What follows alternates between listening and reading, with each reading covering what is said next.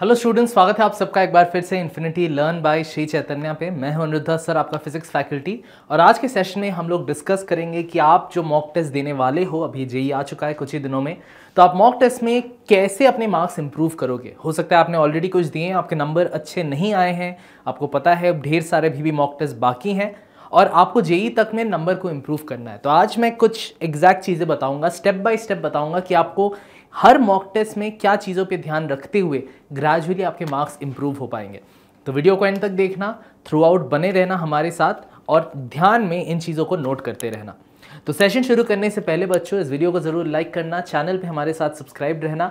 हम daily classes ला रहे हैं 3-3 घंटे के, जहाँ पे हम पूरा सिलेबस कवर कर रहे हैं। और साथ ही साथ इस सेशन के एंड में मैं आपको एक बहुत ही स्पेशल टेस्ट सीरीज़ के बारे में बताऊँगा, जो हम लोग बहुत ही नॉमिनल कॉस्ट में आपके लिए प्रोवाइड कर रहे हैं। लेकिन चलो, सबसे पहली चीज़ आती है जो बच्चे नहीं करते, वो है अपनी एनालाइज करना अपने मॉक टेस्ट को। क्योंकि बच्चे मॉक टेस्ट देते हैं और वो एक दिन की बात नहीं है कि आपने मॉक टेस्ट दे दिया, बस वो 3 घंटे की बात नहीं है। 3 घंटे के बाद आपका जनरली मॉक टेस्ट इमीडिएटली आपको रिजल्ट्स मिल जाता है, पता चल जाता है कहाँ पे आपने स्कोर किया, कहाँ पे स्कोर नहीं किया। प्लीज़ एटलीस्ट ये सबसे पहली चीज़ है, ये नहीं करोगे तो बाकी सारी चीज़ों का कोई वैल्यू नहीं रहेगा। आपको मॉक टेस्ट के बाद अराउंड 1 घंटा बैठ के पेपर को एक और बार देखना है कि एग्जैक्टली कहाँ पे आपने नंबर खोए, क्या आप सिलेबस कंप्लीशन की वजह से आपका ये हुआ, या आप खुद एक बार इवैल्यूएट करो, एक पेन एंड पेपर में लिखो कि इस बार के मॉक टेस्ट में आप कहाँ पे स्ट्रगल किए। हो सकता है आपने टाइम मैनेजमेंट में स्ट्रगल किया, हो सकता है आपने केमिस्ट्री में स्ट्रगल किया, फिजिक्स में स्ट्रगल किया। इन सब को नोट डाउन करते रहो एक कॉमन कॉपी के अंदर। फ़ायदा ये होगा कि आप जब 4-5 दे दोगे तब आपको एक पैटर्न दिखना शुरू हो जाएगा कि मैं हर मॉक टेस्ट में केमिस्ट्री में पेपर ख़त्म नहीं कर पा रहा हूँ, या फिर मैं हर मॉक टेस्ट में फिजिक्स में न्यूमेरिकल्स में फंस जा रहा हूँ। ये पैटर्न आपके लिए जानना सबसे ज़्यादा इंपॉर्टेंट है, क्योंकि अगर आप नहीं जानते हो तो आप जितनी भी कोशिश कर लो, अगर आप एनालाइज नहीं कर रहे हो, आप अपने नंबर बढ़ा नहीं पाओगे। लेकिन इसके अलावा भी मैं आपको एक स्टेप बाय स्टेप गाइडलाइन दूंगा जो आप अलग से ध्यान रख सकते हो जब आप अपने मॉक टेस्ट एनालाइज कर रहे हो। तो सबसे पहले 3 चीज़ों के बारे में बात करते हैं जो आपके मॉक टेस्ट में एक डिफरेंस क्रिएट करेगा कि आपको मॉक टेस्ट कैसे देना है। उसको आप सबसे पहले अंडरस्टैंड करो। पहली चीज़ आती है कि आपका मॉक टेस्ट शेड्यूल कब होना चाहिए, कितने बजे देने चाहिए, आपको कितने देने चाहिए हफ्ते में। करंटली जब 100 दिन बाकी हैं, एंड आई एम एक्सपेक्टिंग कि मोस्ट ऑफ यू आपके सिलेबस ऑलमोस्ट कंप्लीट हो चुके हैं या होने वाले हैं, तो आपको एटलीस्ट 1 तो देना ही पड़ेगा।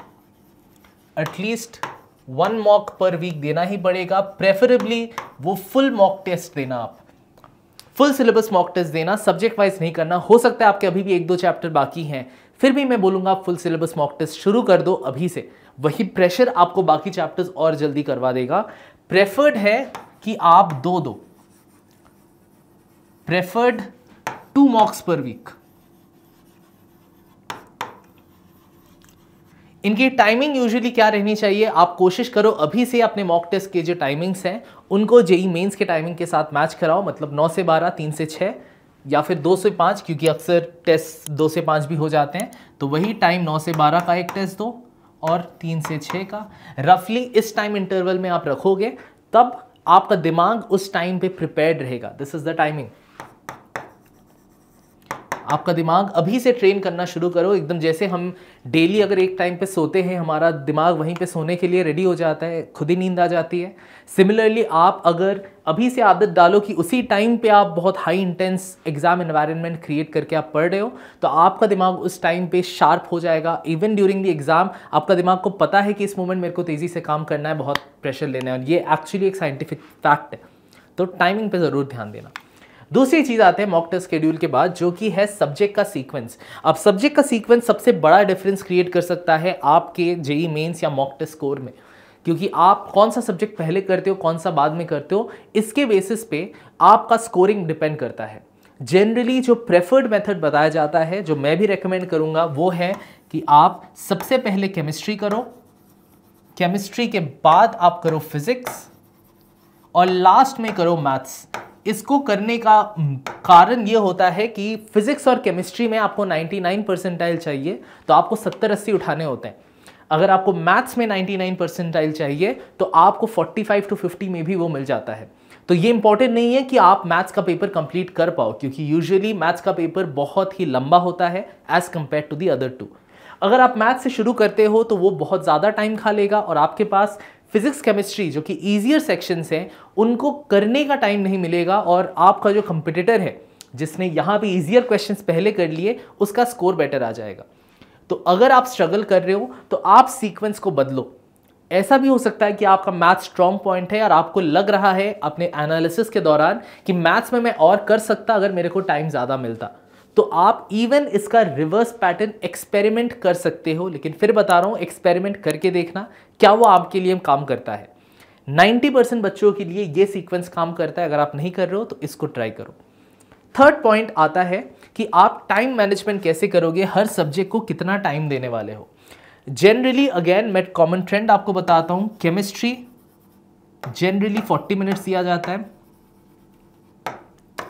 फिजिक्स जनरली 50 मिनट्स दिया जाता है, 50 मिनट्स टू 1 घंटा डिपेंडिंग ऑन कैसा पेपर है, और आप मैथ्स को देते हो बचा खुचा 1.5 आवर्स। बट इसमें भी आपको ध्यान रखना है, आपको टेस्ट करना है कि आपके स्ट्रॉन्ग पॉइंट्स कहाँ हैं, वीक पॉइंट्स कहाँ हैं। अगर आपको लगता है कि आपके मैथ्स उतने स्ट्रॉन्ग नहीं है तो, लेकिन आप केमिस्ट्री फिजिक्स में आप जानते हो कि आप अव्वल नंबर निकाल सकते हो, तो उस पर आप थोड़ा टाइम ज़्यादा दे सकते हो। लेकिन generally this is the preferred pattern, क्योंकि मैथ्स लेंदी होता है, मैथ्स टफ होता है। लेकिन ये भी जानना, मैथ्स में अगर आप 50% सवाल कर पाए तो भी आप 99 परसेंटाइल पार कर दोगे। तो उसको ध्यान में रखते हुए आगे बढ़ना। ऑब्वियसली इन सबको 10-10 मिनट आप ट्वीक कर ही सकते हो। अगर इसको 50 मिनट, इसको 1 घंटा कर सकते हो, ये तब 1 घंटा 10 मिनट पे आ जाएगा। लेकिन अगेन ये आपके प्रेफरेंस पे है। मैं आपको स्टैंडर्ड बता रहा हूँ, अगर आपने अभी तक नहीं किया तो इसको कोशिश करो। इनफैक्ट अगर आप इस पैटर्न को दिमाग में रखते हुए जाओगे तो आप खुद ब खुद आपकी स्पीड बढ़ जाएगी, क्योंकि आपको तब ऐसा नहीं लगेगा कि केमिस्ट्री में 1 घंटा देने वाला हूँ। आप अगर दिमाग में सोच के जाओगे कि 40 मिनट दूंगा तो आप केमिस्ट्री करोगे भी फास्ट। ठीक, अब आप एक के बाद एक टेस्ट दे रहे हो इस पैटर्न में।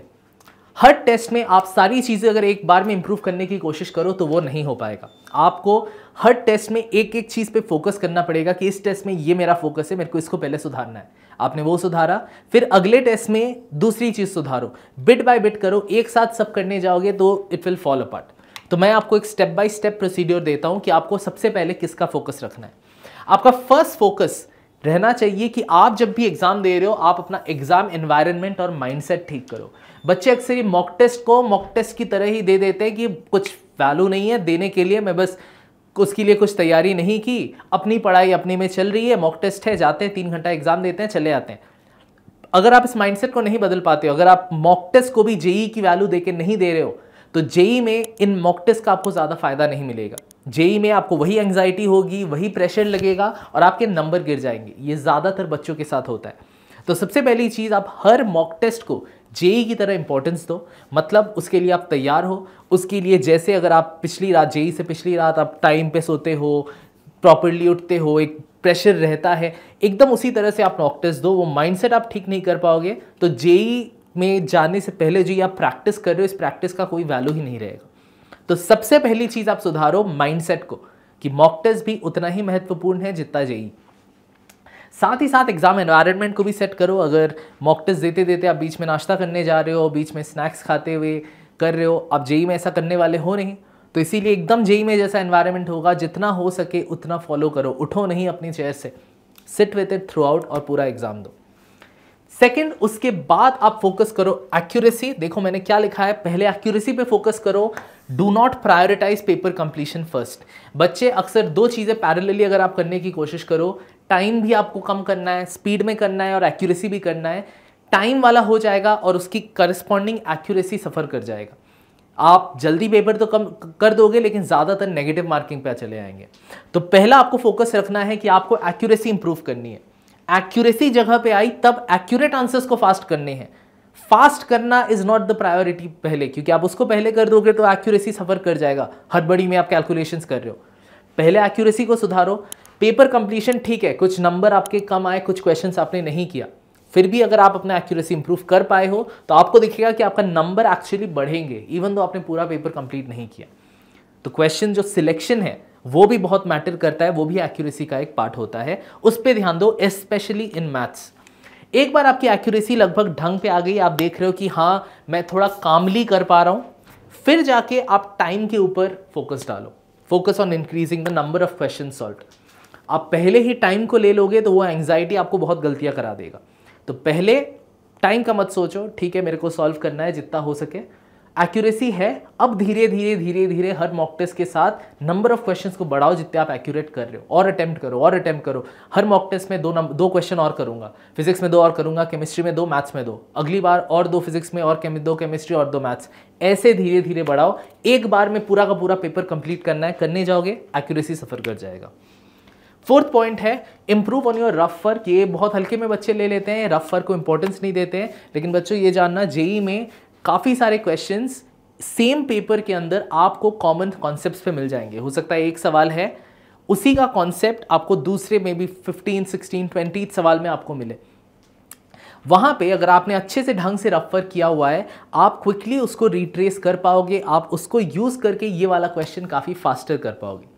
दूसरी चीज़ है, जब आप रीचेक कर रहे हो, या हो सकता है आपने एक सवाल छोड़ के आप आगे बढ़ गए, बाद में आपको चमका कि वो सवाल कैसे होगा, अगर आपने रफ वर्क उसका पहले ढंग से किया हुआ था तो आप वहीं से कंटिन्यू कर पाओगे। अगर रफ वर्क आप रैंडमली कहीं पे भी कुछ भी वैल्यूज लिख के कैलकुलेशंस कर रहे हो, अगर आप वैसे करते हो, आपको वो क्वेश्चन फ्रॉम स्क्रैच स्टार्ट करना पड़ेगा। तो रफ वर्क पे ध्यान दो। हर सवाल को आपको जैसे भी रफ शीट मिलते हैं, रफ शीट को ब्रेक डाउन करो इनटू 2 कॉलम्स, और क्वेश्चन बाय क्वेश्चन हो गया, इस क्वेश्चन का हो गया, बार करो, फिर अगले क्वेश्चन का। हर क्वेश्चन का रफ वर्क अलग दिखना चाहिए। ट्रस्ट मी, इसमें बहुत फ़ायदा मिलता है आपको, स्पेशली जब आप काफ़ी सारे मॉक टेस्ट दोगे, इसका फ़ायदा आपको काफ़ी देखने को मिलेगा। और लास्ट एंड मोस्ट इंपॉर्टेंटली है, आप रीटेस्ट दो सेम मॉक टेस्ट के ऊपर, आप रीटेस्ट दो। बाद में आपने दिया टेस्ट, हो गया, 1 हफ्ते बाद आप उसी टेस्ट पेपर को फिर से लेके फिर खुद सॉल्व करने की कोशिश करो, और देखो आपने पिछली बार के कंपैरिजन में अब की बार कितने नंबर बढ़ाए। क्योंकि याद रखना, मॉक टेस्ट में जो सवाल आते हैं, पॉसिबिलिटी है उनकी जेईई मेंस में आने की। अगर आपके मॉक टेस्ट में कुछ ऐसे सवाल आए थे आपसे नहीं बन पाए, तो आप चाहते हो कि वो सवाल अब आपसे बने, क्योंकि जेईई में अगर आया तो आप कर पाओ। अगर आपने किया, नहीं बन पाया और आप भूल गए उस मॉक टेस्ट के बारे में, तो कोई फ़ायदा नहीं हुआ। तो इसीलिए बीच बीच में मॉक टेस्ट पेपर्स को उठाना और उन्हीं के ऊपर आप रीटेस्ट देने की कोशिश करना, क्योंकि आपको क्वेश्चंस का ऑलरेडी एक पैटर्न पता है। इसीलिए ट्राई करना वहाँ पे कि एक्यूरेसी और स्पीड दोनों को मैं इंप्रूव करूँ अपने रीटेस्ट के दौरान, और ग्रेजुअली टेस्ट की फ्रीक्वेंसी को बढ़ाना। जैसे मैंने बताया, अभी 1 टेस्ट दो या 2 टेस्ट दो, प्रेफरेबली 2 टेस्ट दो। ग्रेजुअली इवेंचुअली आप बाद की तरफ ऑलमोस्ट डेली या हर 2 दिन के अंतर में आपको एक मॉक टेस्ट देना है। तो जैसे जैसे आप अपने मॉक टेस्ट, देखो ये सारी चीज़ें स्टेप बाय स्टेप हैं, इसीलिए आप जितने ज़्यादा टेस्ट दोगे उतना ज़्यादा आपको प्रैक्टिस होगा, उतनी क्विकर आप हर स्टेप से अगले स्टेप पे मूव कर पाओगे। तो इसीलिए ग्रेजुअली टेस्ट की फ्रीक्वेंसी को बढ़ाओ। आपको इस पूरे टेस्ट की प्रिपरेशन में हेल्प करने के लिए हम हमारा test series, all India test series दे रहे हैं at a very low price of only 3000 rupees, जहाँ पे आपको 23 ऑल इंडिया टेस्ट सीरीज मिलती है, AITS हम बोलते हैं। 20 online JEE mains full syllabus test मिलता है, 20 ऑनलाइन जेईई एडवांस के टेस्ट मिलते हैं, 60+ प्रीवियस ईयर पेपर्स मिलते हैं, और हर एक का, ये जो मैं एनालिसिस का बात कर रहा हूँ, हमारा सॉफ्टवेयर आपको पूरा एनालिसिस करके देगा, आपको डिटेल सोल्यूशन, परफॉर्मेंस रिपोर्ट्स सब कुछ मिलता रहेगा, ताकि आपके एनालिसिस की काम काफ़ी आसान हो जाए। किस चैप्टर में आप वीक हो, किस टाइप पे आप नेगेटिव स्कोर कर रहे हो, सब इन डिटेल पता चल जाएगा। और वेरी वेरी इंपॉर्टेंटली, ये test series is benchmarked with Sri Chaitanya students, जहां से हर साल टॉपर्स आते हैं जेईई मेंस, जेईई एडवांस्ड में। आप उनके कंपैरिजन में समझ पाओगे कि आप कहां स्टैंड करते हो, क्योंकि वो बेंचमार्किंग उन बच्चों के कंपैरिजन में ही होने वाली है। तो नीचे लिंक है डिस्क्रिप्शन में, आप ये कूपन कोड यूज़ करना, YouTube 50 ऑफ। ध्यान रखना 50 ऑफ में पहला वाला 0 है, अगला वाला O है, तो गलत मत मार्क करना। नीचे डिस्क्रिप्शन बॉक्स में आपको लिंक मिल जाएगा हमारे टेस्ट सीरीज़ का, आप उसको चेकआउट करो और ढेर सारे टेस्ट दो। वही की है जेईई मेंस में अच्छे अव्वल नंबर लाने का। आज के लिए वीडियो यहीं तक रहेगा स्टूडेंट्स। अगर आपको पसंद आया है, वीडियो को लाइक करना, चैनल पे सब्सक्राइब रहना हमारे डेली फ्री क्लासेस के लिए। अभी के लिए इतना ही। Thank you all so much for tuning in. Catch you all again in the next one.